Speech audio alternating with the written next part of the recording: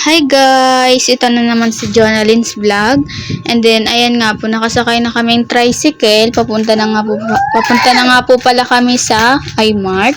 Then, mamimili kami ng aming grocery. And then, hindi nga po pala talaga kami makakabili ng pang-ulam-ulam dahil anong oras din kami nakaalis.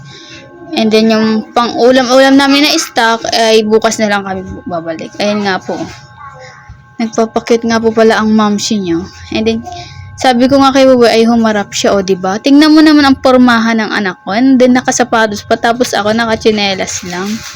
Wow! Nakaalis na nga din po kami. Mga 4 PM na. Lampas na din. And then, ayan na nga po. Traffic pa. Kaya ang tagal po talaga namin nakauwi niyan. Sa sobrang traffic. At yung momshi niyo, pakit ng pakit. Oh, feeling maganda yan. At ayan na nga po mga mamshi ko, nakarating na nga po balik kami sa iMart. At ayan, nag-grocery na po kami at pumili na nga po pala. Hindi na po ako nakapag-video na namimili, kumukuha kami kasi nga po, ako po yung nagdadala ng ano. And then, yung anak ko nga po pala, takbo pa ng takbo. Sobrang kulit talaga ng anak ko. Lalaki kasi, kaya ganyan talaga yung mga lalaki. Makukulit. And then, yan nga po yung asawa ko. Ayan nga po yung anak ko. Tingnan mo naman, hindi makapaghintay. Gusto nang kainin yung binili niyang pagkain. Ayan na nga po, ginagabi na nga po pala kami. Talagang pila pa. Ang dami pa talagang mga nakapila. And then, pumunta nga po pala kami ni Buboy dun sa taas.